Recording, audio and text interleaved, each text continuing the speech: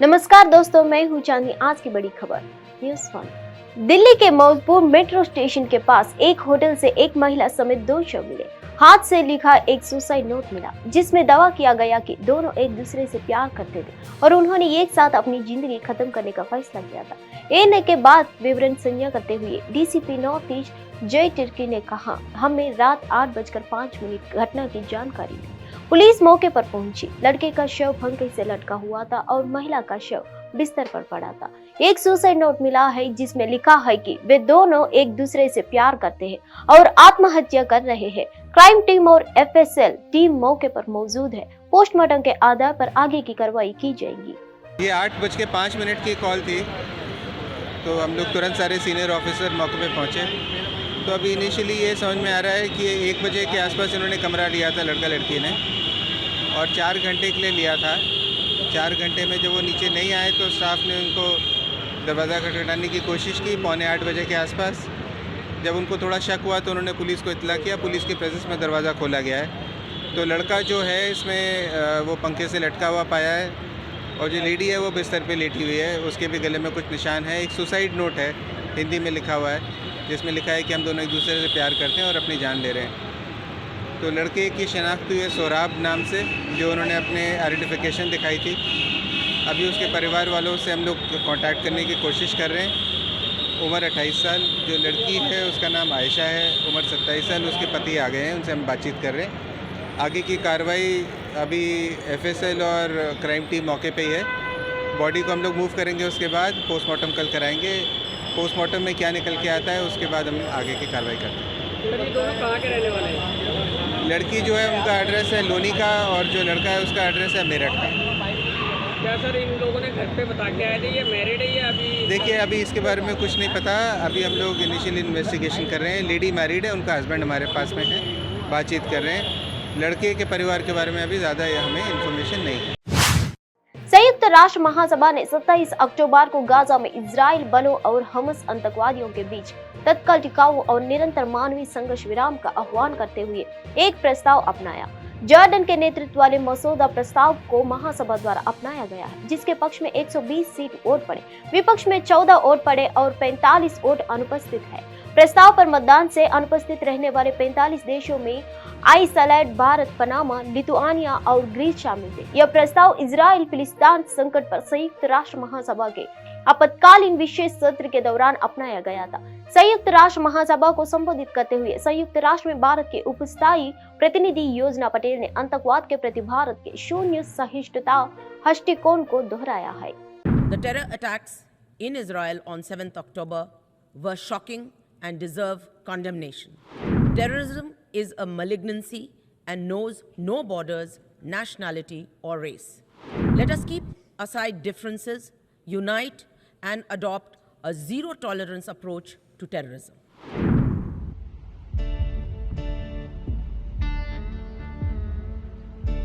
ES10 L26. Please signify. We shall now begin the voting process. Those against? Abstentions?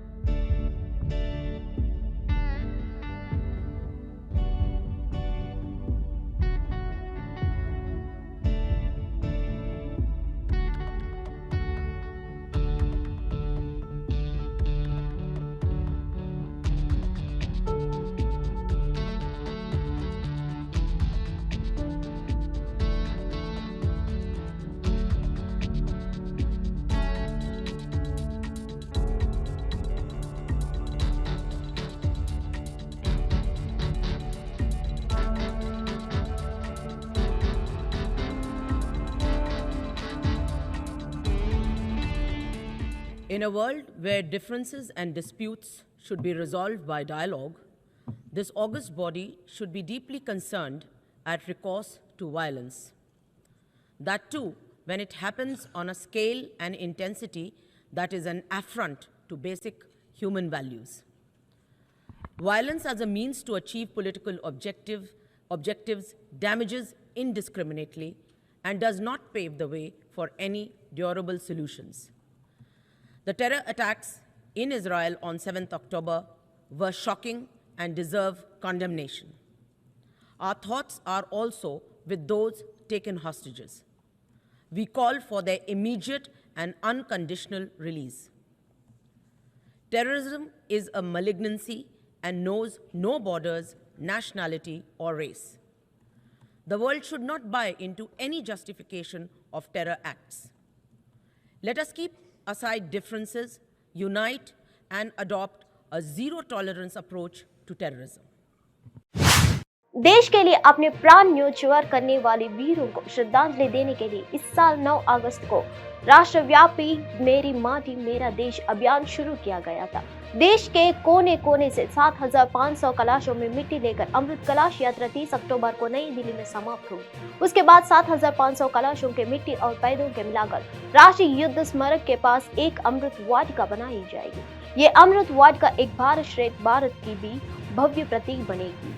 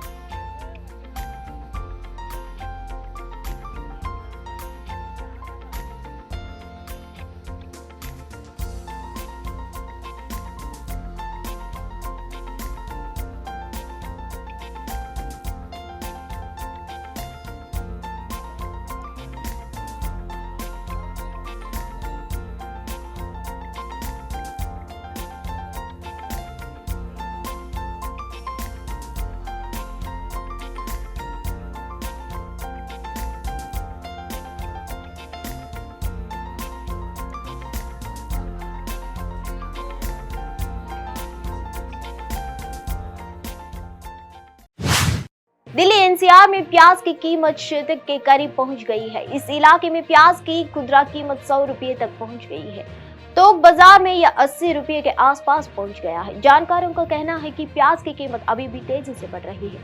प्याज की खुदरा कीमत जल्द ही 150 रुपये का पार जाने की संभावना है। वही उपभोक्ता मामलों की सरकार के आंकड़ों के मुताबिक दिल्ली में प्याज की अधिकतम कीमत 68 रुपये के तक पहुंच गई है। वही अखिल भारतीय स्तर पर उच्चतम कीमत 77 रुपये है। आइए जाने दिल्ली एनसीआर में प्याज की कीमत 100 रुपये तक क्यों पहुंच गई है। वनडे वर्ल्ड कप 2023 में टीम इंडिया के लिए स्टार ऑलराउंडर हार्दिक पांड्या का चोट के कारण टीम से बाहर होना बड़ा सरदर्द बन गया है। हार्दिक के टीम में आने से पहले एक टीम को संयोजन के मामले में मुश्किलों का सामना करना पड़ रहा है। न्यूजीलैंड के खिलाफ आखिरी मैच में हार्दिक की जगह लेने के लिए प्रबंधन 2 बदलाव करने पड़े। तेज गेंदबाज को मजबूत करने के लिए शार्दुल ठाकुर का जिक्र किया गया।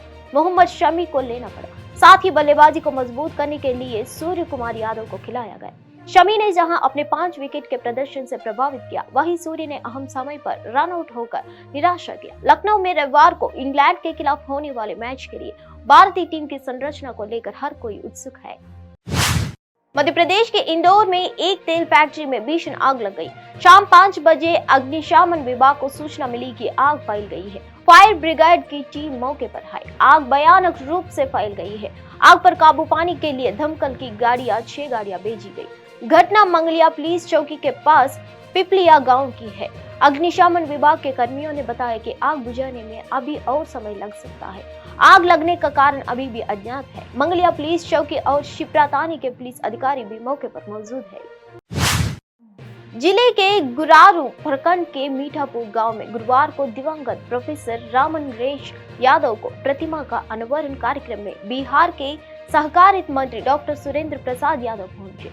कार्यक्रम में पीएम पर तंज कसते हुए उन्होंने कहा कि एक चाय बेचने वाला है, उसका प्लेटफॉर्म का कोई पता नहीं है, लेकिन हम दूध बेचते हैं और हमारा पता चेरिया थान है। बिहार में सिर्फ 2 ही लोग दूध बेचते हैं, एक हम और दूसरा लालू प्रसाद यादव, जिसका पता है। उन्होंने कहा कि हमारा डॉक्टर से ज्यादा लड़ाई नहीं होती है, हमारी लड़ाई ज्यादातर अधिकारियों से होती है। आज भी कार्यक्रम में पहुंचे हैं तो 2 ऑफिसर को गाली बक के ही चले हैं।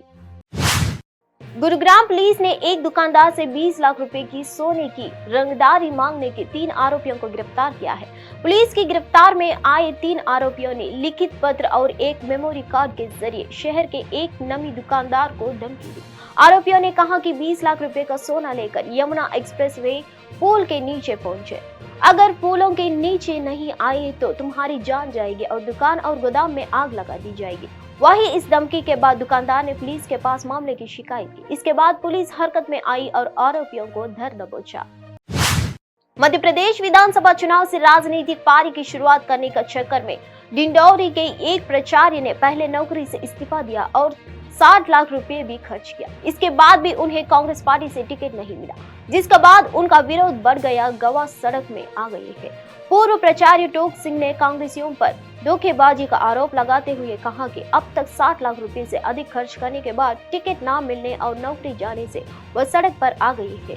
टोक सिंह के पास अब ना तो सरकारी नौकरी है और ना ही कांग्रेस पार्टी ने उन्हें टिकट दिया, जिसके बाद उन्होंने निर्दलीय चुनाव लड़ने का मन बनाया और इसकी तैयारी भी कर ली है। दरअसल शाहपुरा विधानसभा क्षेत्र से निगौरी बनपुर में संचालित शासकीय उच्चतर माध्यमिक स्कूल के प्राचार्य टोक सिंह का 5 सितंबर को विभाग ने इस्तीफा मंजूर किया था। टोक सिंह को कांग्रेस की ओर से अहम दावेदार माना जा रहा था। उन्होंने बताया कि पार्टी स्तर में उनका नाम सबसे ऊपर था, इसके बाद भी उन्हें टिकट नहीं दिया गया। चुनावी मौसम में राजस्थान में प्रवर्तन निदेशालय की छापेमारी के बाद प्रदेश का सियासी पारा चढ़ गया। दरअसल राजस्थान कांग्रेस के अजीत गोविंद सिंह डोटासरा, जयपुर और सिक्कर वाले आवासों पर ईडी ने गुरुवार को छापेमारी की। साथ ही साथ ईडी की ओर से सीएम अशोक गहलोत के बेटे वैभव गहलोत को पूछताछ के लिए तलब लिया। अब ईडी की कार्रवाई को लेकर नेताओं की प्रतिक्रियाओं को दौरा शुरू हो गया है। इसी क्रम में अब प्रवर्तन निदेशालय की इस कार्रवाई को लेकर अब छत्तीसगढ़ के उप मुख्यमंत्री टीएस सिंहदेव की भी प्रतिक्रिया सामने आई है। छत्तीसगढ़ के उप मुख्यमंत्री टीएस सिंहदेव ने कहा, ईडी का दुरुपयोग नहीं होना चाहिए, ईडी को निष्पक्ष होना चाहिए। ऐसा नहीं दिखना चाहिए जो एक राजनीतिक पक्ष के लोग या कारोबारी है जो किसी से जुड़े हुए हैं, केवल उन पर ही कार्रवाई हो रही, ऐसा नहीं होना चाहिए। धन्यवाद, फिर मिलेंगे अगले खबर में।